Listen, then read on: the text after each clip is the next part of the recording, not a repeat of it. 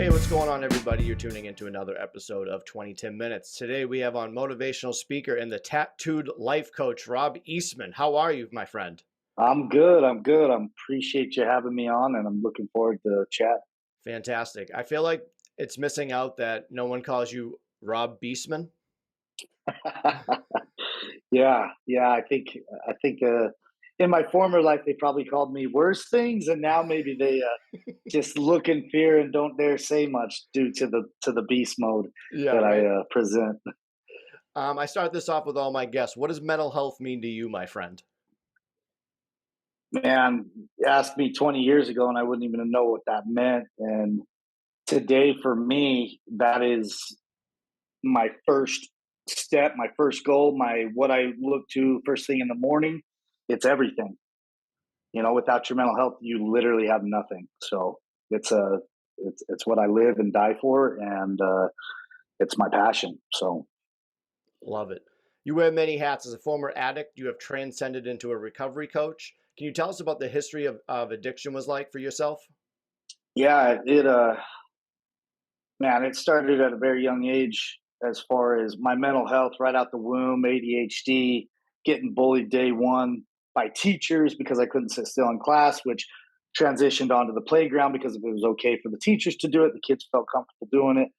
And at a certain point, you get to a place of that emotional pain that all you want to do as a kid is fit in. And no matter what you do, you can't find that peace. Then I don't care who and what you are, that thought of, well, I'd be better off not here. The world would be better off without me. And my family has a very long line of suicides. And that's where it kind of started for me was finding ways to alleviate the pain. And me and my father, we can probably get into that later, but had a very stern talk where he shared about his parents and his grandparents who had taken their lives, and that if I were to do that, he doesn't know what he would do, and he might end his life. And for a kid, I love my dad. I wanted to make my dad proud. I didn't want to hurt him. So that left me now the eliminating the opportunity to take my own life. What's left? The pain. I can't barely, I'm just simply treading water, trying to keep my head above, which leads to failing classes, fighting with people, not getting along at home or in school. So I was introduced to drugs, and for that first few times, it took the pain away, and it made a lot of sense until anybody that's ever drank for a long period of time or done drugs for a long period of time, what took the pain away ultimately becomes the pain. And no matter what you do, there's the pain. So that's a kind of, just untreated mental health. Back in the 80s and early 90s, nobody was talking about it. No. We didn't have the data. We didn't have the resources. So I'm in and out of doctors' offices all the time, coming back to school. My friends are asking me what I did. I'm at the doctors, and like, why are you at the doctors? And then that just gave them another reason to make me feel isolated and different and weird.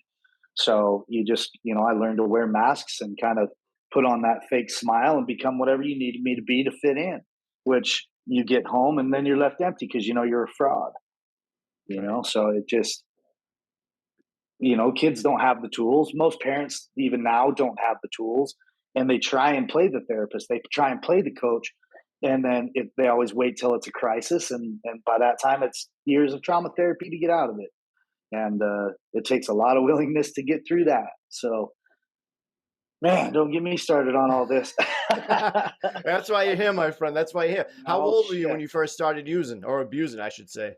Well, I first started thinking about ending my life at 9 years old. Oh, And wow. so I was sitting there watching a football. So right after they got me on Ritalin, right? The school said if you don't get him medicated, then we're gonna have to hold him back, or he's gonna have to go somewhere else. So I went to the doctor before Ritalin was even a thing. It was a test drug. They put me on it, and the very next year, my teacher gets mad at me. Robbie, why can't you sit still? Come up and take your pill and sit down. And the whole class laughed at me. So I'm like, if these dudes and ladies are laughing at me, they must not have to take pills. I'm not going to take pills. Right. So from then, I just started, faking like I would take it and hiding it or whatever. And I was sitting there watching a Denver Broncos game, and I was like maybe 12 or something, and a news thing came on and it talked about one of the linemen abusing Ritalin, and I was like, hmm. And he was telling his story of how it made him feel and all this stuff. So that night, I went back into the bottle and I took like 12 of them and had my first hallucinations and all these different things, and that really scared me and kind of pushed me away from thinking about drugs and even deeper into suicide. And then, like we talked about earlier, is once I got to about ninth grade, I was introduced to weed because I come from, I don't know if you know what the Mormons, LDS Yep. religion. So we don't drink, you don't smoke, you don't have sex before you're married, all these things. And the only thing that I had promised my mother is that I wouldn't drink or do drugs and have sex before I was married. So I was fighting all these moral and spiritual battles and feeling so empty anyways that once I hit the pipe, it was just like for that 2 hours, 1 hour, I didn't give a shit. I didn't Yeah. think about anxiety. I didn't think about depression. And then when it wore off, all the pain comes back. So you want to find that next bowl, and you can play that tape through for 10 to 20 years. Right. So that's, and then on top of that, where you're just managing your mental health as a kid, not, not even managing, but surviving your mental health, you don't develop the emotional skills necessary. So I didn't mature at 15. I was really probably maybe 8, 9 because I had a bad temper. When people, because of being bullied, you said something, you called me, I had big ears to the point, and people were making fun of me so bad that my parents got me surgery before I went to junior high to make it so that I'd fit in a little bit more. And so here I am, like surgically altering how I look and how I feel and just rotting inside. It just, man, it was just brutal. Yeah, that's very heartbreaking. And so starting that at 9 years old, thinking about suicide, that is something else, man. That's I can't even imagine that. Yeah. It's not a fun thing because you're constantly questioning those people that do treat you good or that are around or that are your friends. You're constantly questioning, like, is this real? So Right. you can't even enjoy the time you do have. You're just waiting for the axe to drop for them to set you up and make fun of you in front of set up a situation where it just belittles the hell out of you. So Yeah. it was even uncomfortable when it was comfortable. So you're a life coach now. So do you remember the exact moment or thought you were like, "Yep, it's time for me to get my life back"? And then who else was your biggest inspiration with that? Yeah. So from day one, probably 15, 16 years old, the second I tasted drugs, I was hooked. So weed, started drinking in high school, taking pills in high school.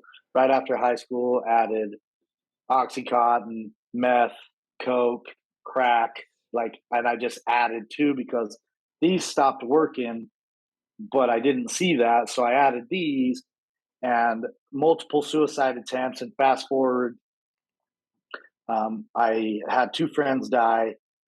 The night of my second friend's funeral, I overdosed, died, flatlined 4 times, coma for 10 days, went to rehab, got clean, and ended up getting married in the temple, having a beautiful wife, got my concrete company up and running, beautiful. Everything's going great. I had changed all my relationships and had repaired them. But the one relationship I didn't work on was my relationship with pain. And I had been coasting, riding that pink cloud, and everything was going well in my world. But then I blew my ACL playing soccer and went to surgery, came out, did okay for a day. My wife went back to work. And then the next day, the nerve block wore off. And I'd been sober for almost 2 years. Mm. And when I felt that pain, it was like I hadn't been sober for a day. I had a needle in my arm within an hour. And now let God down, lying to my wife, let everybody down, all that shame and everything piled on. And so I fell back off and just lied for a while, ended up having a daughter. And at that point, I couldn't even barely maintain myself. And my wife picked up and left me. And I ended up above, I live in Bountiful, Utah. There's a Mormon temple up there. And I ended up in the mountains with a gun in my mouth. And I said a prayer, man. I was up there just contemplating, like, if there's a God, He's never answered a prayer. I'm going to say one more and see, because my mom's real religious, and I wanted, almost in a spiteful way, like, you know what, your God failed you, he failed me, so I'm going to say this prayer, and if I don't get an answer, then when you die, you can go and look him in his face and say, you failed me. So I knelt down and I said a prayer. I said, I don't know anything about a still small voice. I'm going to need something a little bit louder than that. And if I don't get it, by the time I open my eyes, I'm pulling this trigger. And I remember starting to pull the trigger, opening my eyes, and it was August 31st, 2009. A firework display went off above this temple. And I was like, is that the sign? And all of a sudden I heard a voice and it said, is that loud enough? And I was paralyzed. I didn't know if I believed in God. I didn't know if I believed in really anything at this point. I'd been 20 years of just destroying my life and those around me. And I just laid there bawling in the dirt, and finally got myself up and went down and gave my dad the gun and drove myself to the hospital. And the following day is my sobriety birthday of September 1st, 2009. Awesome, man. So that was the time that I knew that I needed more. My daughter might want to know her dad one day. She was 7 months old at the time, and it just kind of transitioned to where my story is a little unique in the sense that my dad was a state senator. He was a car dealer. He's the school board president. Like, no matter what he touched, it turned to gold. And I'm over here just blowing everything up. He sets the law, and I break it same day. And it was just, I couldn't do it, and I finally had to give in, and I had some really wild experiences the first 9 months of sobriety that really solidified leaving literally no option for me. Was I got out of rehab. The day I got out, my wife picked me up and drove me home and let me know that we were divorced. A few days after that, the bank came in and took everything I owned. And at 9 months sober, my dad passed away. And so I'm sitting there like, what the fuck? I'm doing everything that everybody's telling me to do. And now, if there is a God, I want to go there. I want to punch him right in his fucking mouth. And so I was like, you know what? If there's a heaven, my dad's probably there. And if my dad's there, he's definitely running the show. So I quit praying to God and I started praying to my dad. And that gave me a connection that I could believe in. It gave me an opportunity to kind of have those conversations when nobody else is around and feel comfortable doing that. And once I came out as an addict in public eye, because if I'd get a DUI, I made the news because of who my dad was. Right. I made the newspapers. I made the chatter. Everybody wanted to talk about the family. So when I came out as a recovering addict, it also sprung a leak of people like being like, hey, I'm an addict too. Can you help me? So I didn't ask to be a life coach. It kind of found me. And so when my dad passed, he was kind of my enabler, and he's the one that would fix things if they were broken, would pay bills if I couldn't. And so I couldn't afford a therapist. So I went back and got a Pell Grant from the government and went to school. And I only studied psychology, not to learn the skill, but to learn why I was so messed up. And so as I was doing it, I found this deep love, and I could attach almost every page, every word in that to my life experience, whether it be me, my niece, my nephew, my past relationship. Like, I went from being like a 1.3 student to retaining like almost 100% of what I read and getting an A in college. So then it just went on to me just falling in love with psychology. I bought every book up to abnormal psychology and studied my own story. And then as I worked with people, if I hadn't experienced it, I studied their story. So fast forward 13 years, I've been self-study psychology, probably close to a doctorate level in self-study, and use the only other thing I was good at was athletics. So I combined fitness and psychology together, and have been using that to teach people how to do hard things in a safe environment for the last 13 years. It's only been about 20 minutes in our conversation, and I've been on a roller coaster of your life. That is incredible. Dude, I've been like hooked. Your story is a movie. Who was your biggest inspiration with all this? Man, I think my dad. I have some pretty amazing people around me, but to give you a little background on my dad, he was an only child. His mother told him that his father was an idiot and did not like him and all of these things, and that's why they were here. And he was adopted by a man named Robert Eastman. And he came, and his mother was like, all I remember of her is a shadow with smoke, right? She didn't like kids. She didn't like my mom. She didn't like, she was just a dark, dark soul. And my dad came up. He was the youngest. He was like 20 years old, and he was the youngest bank manager in Nevada. He just had the skill to bring people together. He didn't even need to know the business because he was a people person. And so he takes this failing bank and builds it up, and then moves on. In a company from Salt Lake, a big Toyota dealer, brought him up to, because they were failing, brought him up, and he rebuilds that. And then he wanted to start his own business. So he was going to bring his dad in, his adopted father, and they were going to do this car business together. And the day they were going to open, his dad drove truck for Chevron, and he ended up getting in a terrible accident and dying. And that was a big loss for him. And then almost a year to the day later, his mother committed suicide. Jeez. So here's this man that goes and he's helping and he's of service and he's doing so much in the community. He's getting guys out of jail, giving them laptops and sending them to college and giving them jobs at the dealership, and zero limelight. He doesn't want anybody to know what he's doing.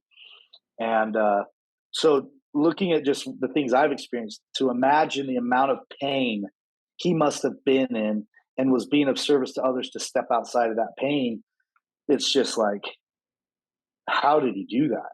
Yeah. You know, he didn't have the resources. He didn't have any guidance. You know, he had some good mentors around him, but to see that he never gave up on me, and how much, like, I was a prick, man. I was an asshole. He never put a hand on me. If I had a kid like me, I would be for sure catching domestic violence. I would knock the shit out of me. And he just loved me through it. You know, he started, I'll give you a funny little two stories of his personality. So I had chewing tobacco, and he hated that. But rather than chewing my ass about it, he found it in my car, and he went back and he got one of my pieces of dog shit. He put it in the can, shook it up, and put it right back where it was. He's like, okay, if you're going to chew, you're going to chew something else, you know? And another time he found a bag of beer, and he poked all holes in all the beer and left it in the bag, and he put dog shit in that. So when I reach in to get a beer, it was just nasty. So he found a way to make it a little easier on his soul, but you know, he just never gave up on me. And we had a rocky relationship just because I was so abrasive. But to know that he loved me till the day he passed was just, you know, you don't know what you know until it's gone. And I don't think I applied much that he taught me while he was here, but he is 100% the inspiration and my guide of just what it means to be a man, not being perfect, but being honest and helping others, and knowing it's not all about you, but that our fails are what propel us and maybe the key to somebody else's success. So putting that fake smile on and hoping nobody finds out, that's the sickness, you know? And it came down to, I wanted friends my entire life. I wanted real people around me my entire life. And I tried so hard to get that. Come to find out, the more I'm real and the more I tell people all the shit I didn't want them to know, the more I have real people around me. I'm like, damn, I could have saved myself 2 decades of serious pain if I just would have been real. Right. It's like, shit. So my push really is men's health, youth, mental health, that like, your fail is exactly what somebody on your block needs. And if you die with that, that's the sin. That's the regret. Right. Like, we need it. I don't care how great things are. I want to hear how awful things are and how the hell you got out of that. Right. Like, that's the important key to success for me. Everyone loves a comeback story. Yeah. So he was the ultimate, you know, at his funeral, it was packed. The police shut down the roads, and we had 3 guys come up after and said, "You don't know me, but your father put me through college." And we're just like, what? You know, just to see all of these things he did in silence, not for any recognition or anything, just because he knew that these guys had something to give.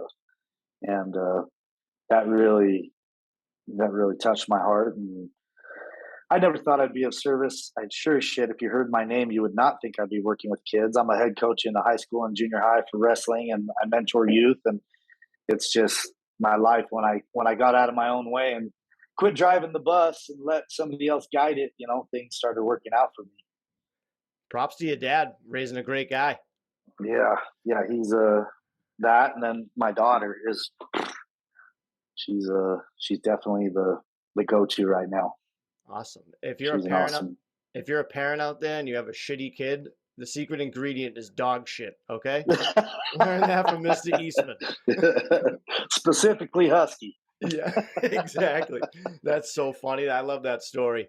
Did you hit any snags or bumps in the road in your recovery? Not Man, that's a tough one because I didn't know. I tried to quit 10,000 times, easy. You know, I was sick on Sunday. I'm write it off until I felt good on Thursday, and I was in the club Thursday night.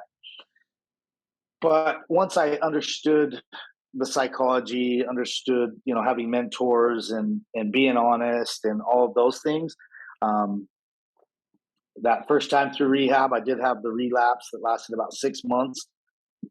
And it's all about that emotional pain. It's all about the shame or putting your worth in other people. And that's where I just highly suggest that everybody's recovery is their own. And you need to set goals and standards in which that you can live in. And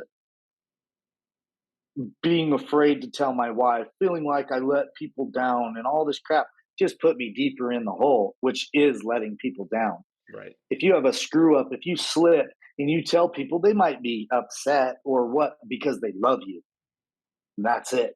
Like, have a bad day and move along, not don't turn it into a bad decade. So the second time around I went back just totally humble, broken, and willing to I needed to get out of my own way. It just came down to the point where I'm a really good co-pilot, but if I'm driving the bus, we're pretty sure going to wreck. So I don't need to reinvent the wheel anymore. I'm a grinder, man. I'm a street soldier, and I will go out and I will do whatever you tell me to do. And I own multiple businesses, but I have somebody who I run everything by, and I let them poke holes in it because I'm emotionally attached to what I want to do. These guys are not, so they make it a way better chance of success by showing me what I'm not seeing, saving me money, saving me time, making sure I don't make the wrong relationships. It's like to be the guy, like, yeah, I did this. Like, no, there's not a self-made man on the planet. Everybody has had help at some point. So I just figure I'm like, if it fails, I have somebody to blame, you Yeah. know, but it's been amazing. I went from making, when I first got out of rehab, I was like, if I could just make 40 grand a year, I'm good. Like, I will be fine. And I went and talked to the mentor, and I was making 80 grand by like 8 weeks later. And I was like, well, shit, if I could just make like, it's just false summits all the time because you're leveling up, which means either money goes up or your understanding of yourself goes up. And if you're a destination guy, you're going to be constantly left empty because when you get there, it's not as cool as you thought it would be. Right. Or you get there and you find out that it's a false summit. So now I'm a journey guy. I enjoy every day. I appreciate who and what comes into my life for a time because everything is borrowed. And I know that if I get to a place where I'm feeling really good, it's God's way or the creator or whoever you want to believe in. It's their way of saying, hey, take your shoes off, catch your breath, get a snack because you got an even bigger hill to hit next. I will never arrive. And I will never have the mindset that I have. You deal with a lot of bullying as well. You were bullied during your life, like you said. What's the best way for kids and even adults to combat bullying? To be honest, it's this anti-bullying stuff is probably causing more harm than help. That's what I was saying. Elaborate. Yeah, so kids, there's going to be bullies no matter what. There's bullies at work, and as adults, as kids. Kids are mean. They say they say that what they see. Their filters are not developed yet. Confident kids don't get bullied. So the best thing you can do is put your kids in tough situations where they can learn real confidence, not you telling them how great they are and they've never done anything to be great. So with my daughter, I wanted her to have a different experience. And it was like, what could I possibly do? It's like when she's dating and she comes home crying because a guy touched her boobs or whatever it is, or mistreated her, or called her a name, I can be tough and I can go over there and I can beat his dad up, or I can prepare my daughter and be honest with her about what's really coming down the pipeline, what body language to look for, how to be strong physically, emotionally, and mentally, how to define her own worth so that no man or woman will ever come into her life and tell her her worth. So we started jujitsu, we started boxing, we ride dirt bikes, we rock climb, all things with major fails attached to them. Do I swoop in and save her? No, I swoop in and laugh and give her a hug and be like, how did that feel? What did you learn? Right. And if you do that at a young age where it's not an epic fail like a drug overdose or a DUI, or they kill somebody because they drank for the first time and they didn't feel safe telling you about that they're thinking about drinking, it's like, if your kid's quirky, teach them how to fight. Teach them. I don't condone violence, but if somebody is being pushy or crossing boundaries with my daughter, she's going to choke the shit out of them. Yep. End of story. And I will go and sit with the principal or the parent or whoever it is and be more than happy to have that conversation. But sometimes the bully has to be bullied. And again, I do not condone violence, but if I would have had the least bit of self-confidence, it wouldn't have affected me the way it did. My self-confidence went way up when I started jujitsu at the age of like 31. And like I was Yeah. bullied as a younger kid. I know that the confidence thing is such like an underrated way of looking at it, because that is true. When you come in with confidence, you're like, hey, this guy's not bothering me. Like bullies Yeah. get bullied. I'm about that. I'm with you. Yeah. Yeah. And it's like the bullies, they're not going to go find the tough kid. They find the weakest link in the room. So Yep. make damn sure it's not your kid, you know? Why do you think people are bullies? What does that stem from, you think? I think it's from definitely some discomfort in themselves, and they probably get bullied at home. That's the thing. Until you break the chain of your family's nonsense and the shit that's been passed down from generation to generation, the false beliefs, the you need to work 9 to 5 for the rest of your life, and you need to step in line, and you have these hopes and dreams over here. It's never going away. And now we're introducing all of the pronouns and cats and dogs and all this stuff. Like, what do you think is going to happen to your kid when they walk into a school dressed like a cat and all they do is meow? What do you think is going to happen? Like, that is not normal. That's mental health issues, and those need to be dealt with. But it's like, we've got to start being real. You literally, even if you're religious, your political views, whatever, there's right and there's wrong, and there's the basic life skills understanding that needs to be taught, and needs to be taught well. That if you don't do ABC, then these things are going to happen. If you do this, this is what's going to happen. And be real with them, because you can tell them they're cute. You're good just the way you are, and the kid's 60 pounds overweight. You're telling them something and it's not matching what they're feeling. That's confusing. So, and that's just my piece, but like, you just got to get real and share your fail. Parents like, I don't want to tell them that I drank because that'll give them the right to drink. It's like, no, it won't. Right. Share your experience. If it sucked, tell them. Like, just developmentally alone. Like, if you feel like crap and you drink, guess what? You're really going to feel like crap. Yep. It's a tough You world know? out there. You got to teach them. Yeah. And it's, I'm all about, being yourself and whatever you feel, but there's definitely a fine line between mental issues and who you are inside. Right. So, Do you think the main cause of suicide with kids is stem from bullying? yeah, that and shame and not knowing your place.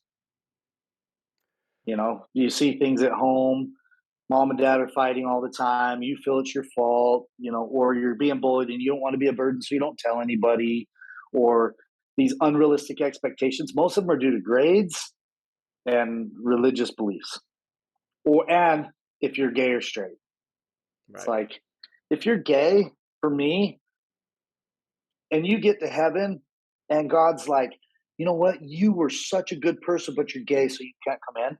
Why would you want to be with that dude anyways? It's like, be the best version of who you are, whoever you are. Do that to the best of your ability and let the cards fall where they fall.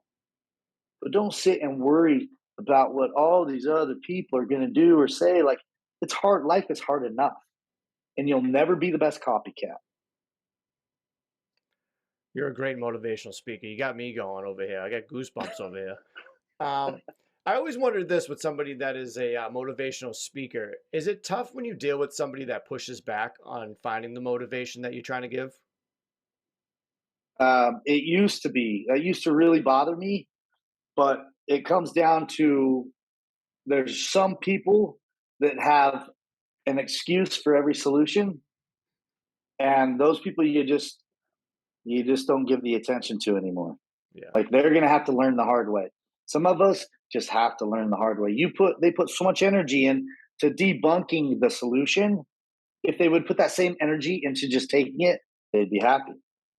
So I heard this guy say, I thought I could really help everyone, but I found out I can't turn losers into winners. I just help winners win more. yeah, So unfortunately, there are those that are either so egotistical or narcissistic, and that goes both men and women, that or so hurt that it's going to take something epic for them to just get smashed by life in order to be like, holy shit, everything I've been doing was a waste of time. right. I was my biggest problem. So I don't convince anybody of anything. You take it or leave it. I don't got time for that shit. And so that as a coach, we have an initial consult, and that's for me to see if I want to work with you. Yeah, I don't give a shit about your money because if you're a pain in my ass, 10 grand, 100 grand, doesn't matter. It's a waste of my time. It's too much because now I'm having to refill my emotional bank because of your ass. And I'm not doing that. why do you think people are so reluctant to get help? Oh man, it's that mental health thing that we think we're right. Hmm. Pills won't work, therapy doesn't work, therapy. It's like you're not working any of them. You're looking for that quick fix or the go get your brain shocked and you're good. It's like energy healers, fitness, nutrition, rehab, whatever. They're all tools and you need all of them. There's not one that's going to fix it all. You have to, prayer, scripture, whatever it is. You can read all you want, you can pray all you want, but you got to be open to the prompting. And then guess what? You got to take action. So people don't like that part. Right, Like, what do you mean I got to do what? Like, nah, I'm good. I'm going to be depressed for another decade. right, Maybe then, it's and they're too prideful to ask for help. Or it's like ego goes either way. I'm better than or I'm worse than. And people don't understand that. So they're like super low, like Eeyore, like, oh, I don't know. Or no, I got it figured out. I'm good. No, I'll figure it out. And it's like 10 DUIs later, like, are you gonna figure it out yet? Or right. you got this one figured out? It's like, so that's where you just gotta wave the white flag. And it's usually about a 24-hour period of when you're like, okay, I'm really fucked and I'm willing to get help. And then if you go to sleep on that without signing up or getting the help, the adversary is gonna hop in and be like, nah, you're good. It was just a bad day. It's like you've had a bad day since 2017. Yeah, It's now 5 years later. So that's the tricky part is it convinces us that we're actually right and that everybody else is stupid. right. What is the realest and hardest step for somebody in recovery that you would tell them? Like, hey, this is what it's really like. Like, what are you telling them straight up? That you don't know shit and that you need to listen to all these people around you who've been through exactly what you're going through. Yep. Like they have a saying, it's like, yeah, you're unique, just like everybody else. It's like we have it's terminally unique. Like you're no different. You're not.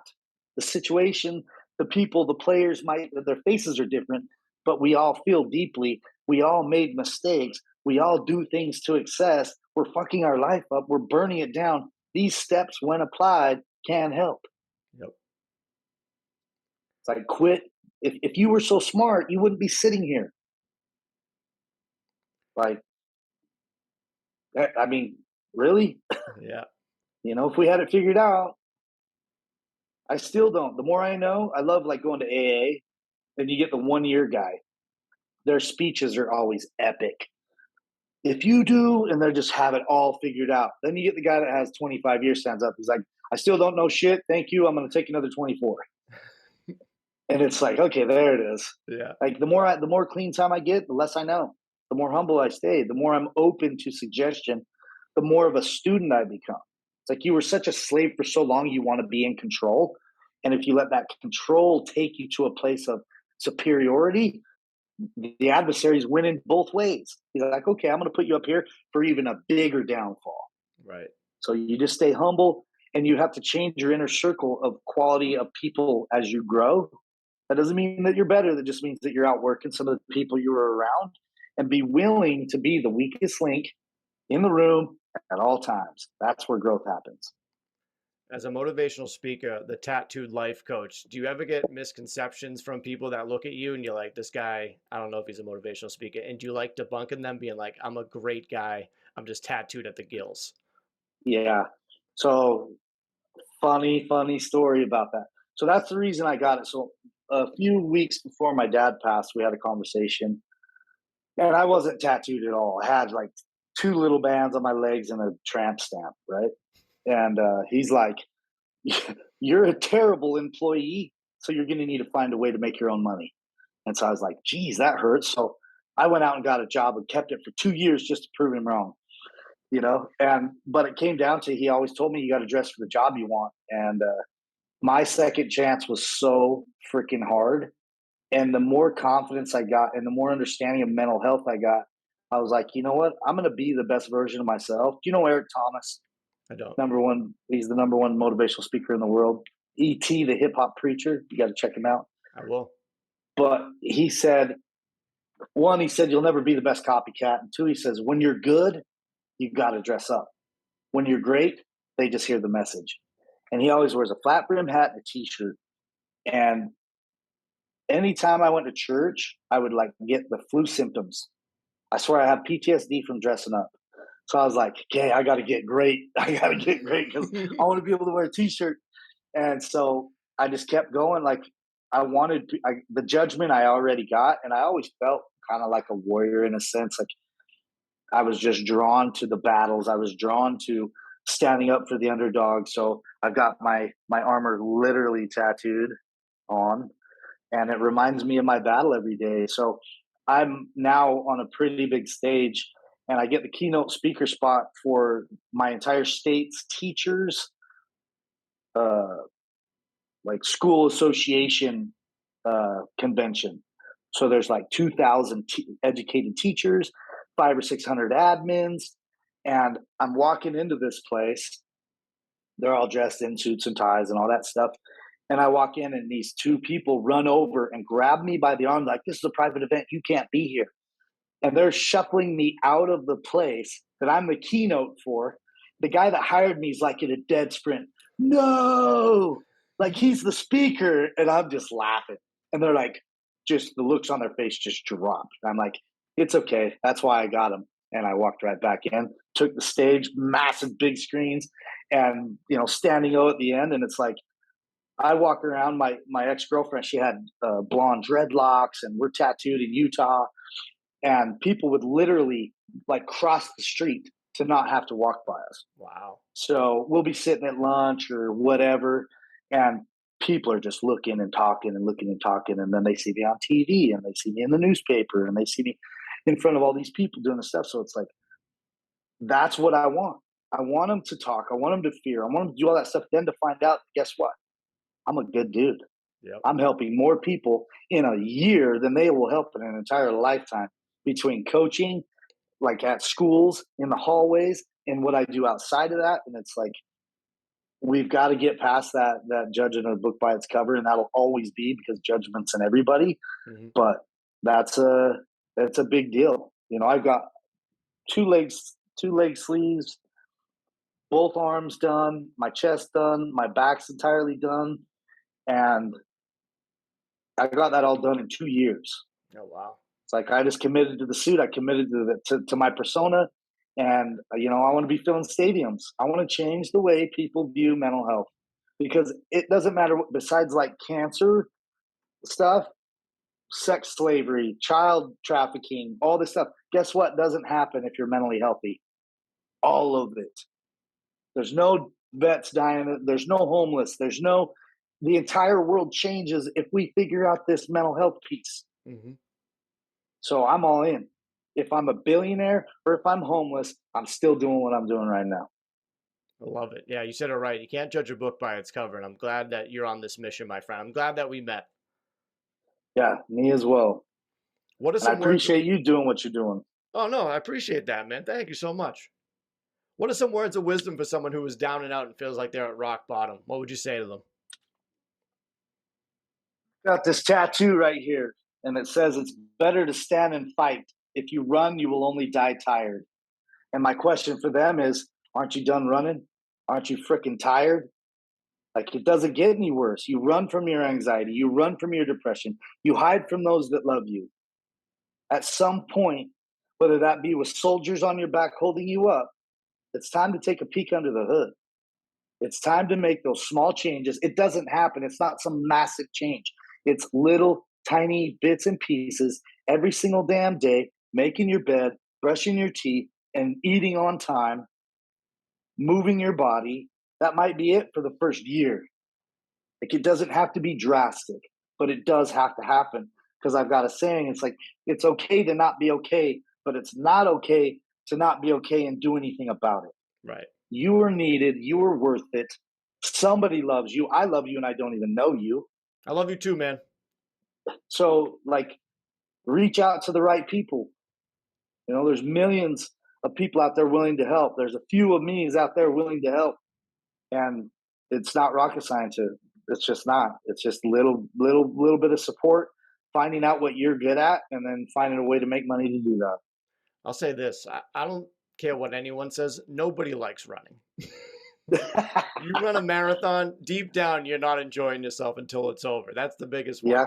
And my favorite thing that is said is if you're gonna go down swinging. I always love that. It's like if you're gonna fight, I'll go down swinging instead of run. I'll do that 10 times out of 10.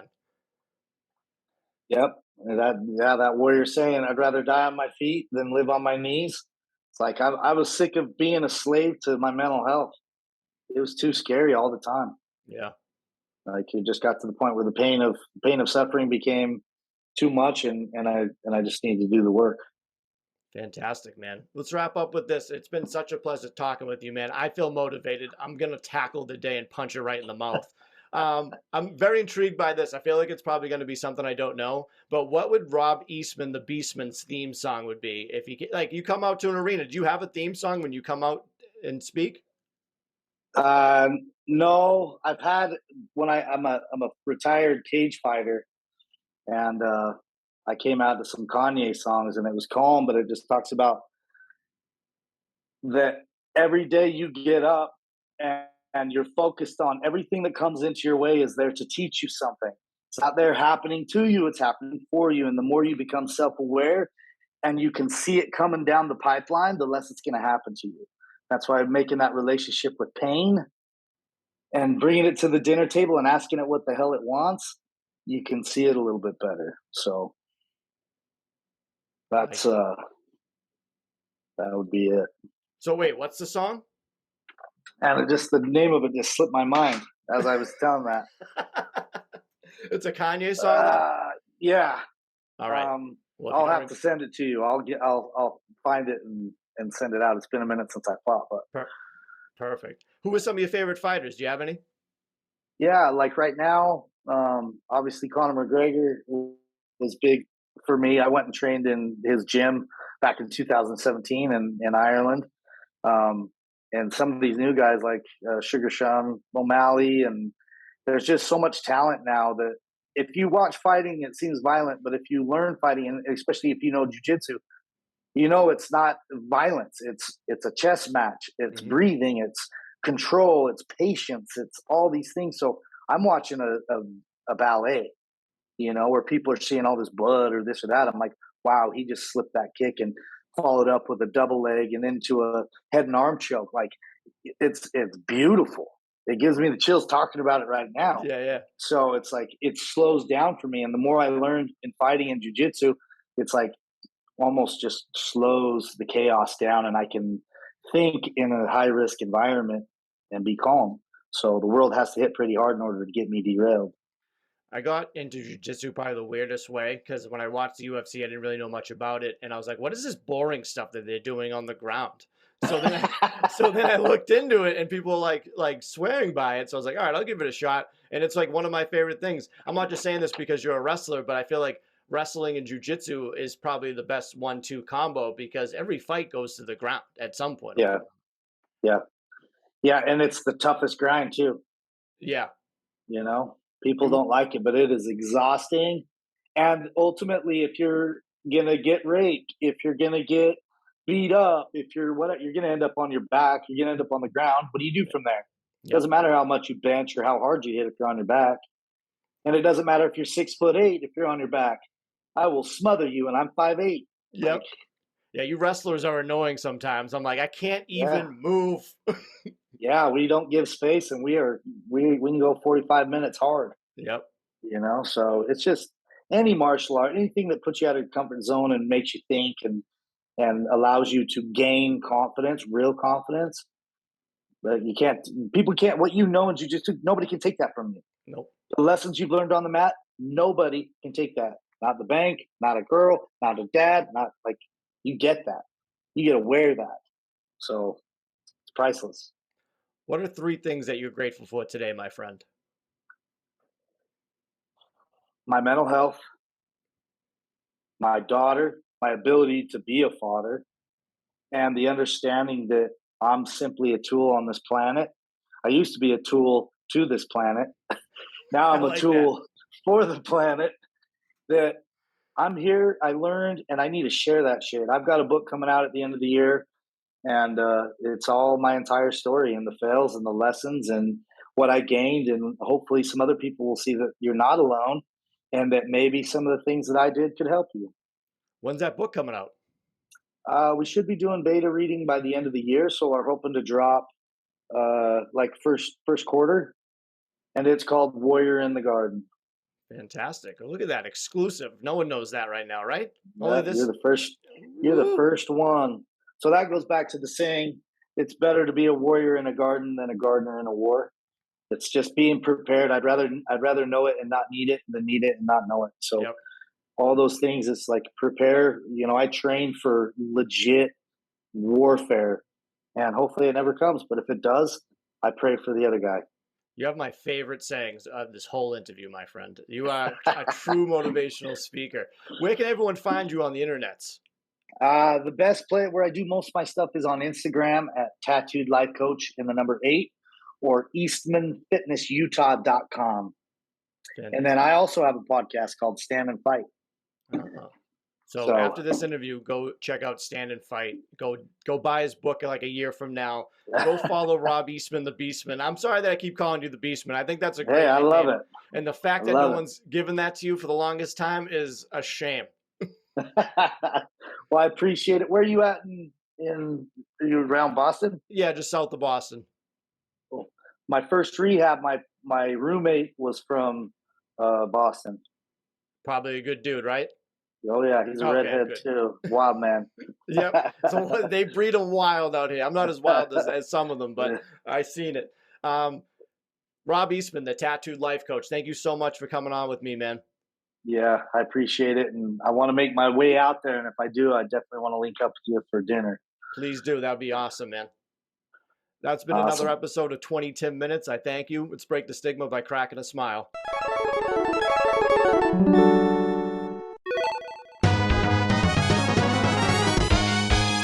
Round 1, fight! So I don't know if you saw, I do this with all my guests before we start recording an interview. We play a game of 2 out of 3 rock, paper, scissors. Are you down to play, my friend?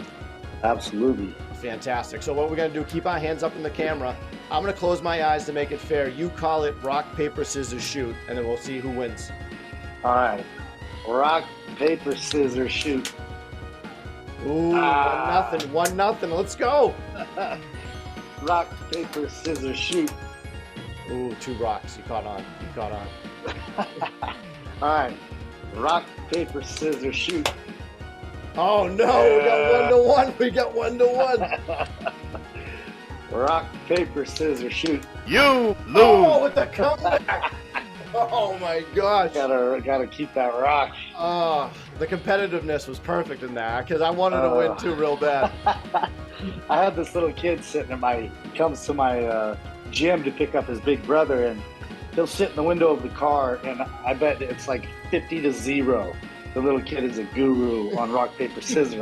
I've literally never beat him. I'm like, what in the hell, dude? I love how you play. That was perfect timing.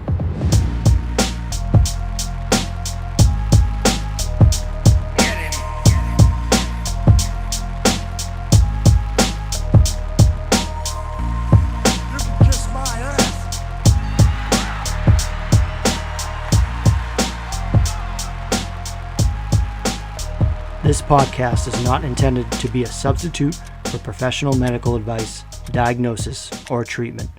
Always seek the advice of your physician or other qualified health provider with any questions you may have regarding a medical condition.